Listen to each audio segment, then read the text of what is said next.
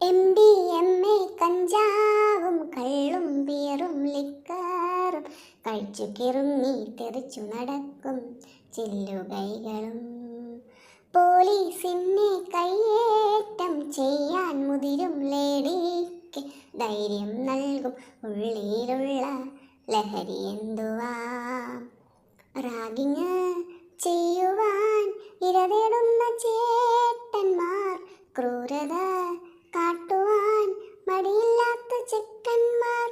എന്താണീ നാട്ടിൽ ഇനി കാണാനുള്ളത്? പോയി പോയി നാട്, കൈവിട്ട് പോയി നാട്. ഫ്രൂട്ടി കൊടുത്തും ആളെ കൊല്ലുന്നോൾ, ഉയിര് കൊടുക്കും അമ്മയും കുരുതി കൊടുക്കും മക്കൾ. ഈ നാടിൻ പോക്ക് എങ്ങോട്ടേക്ക്?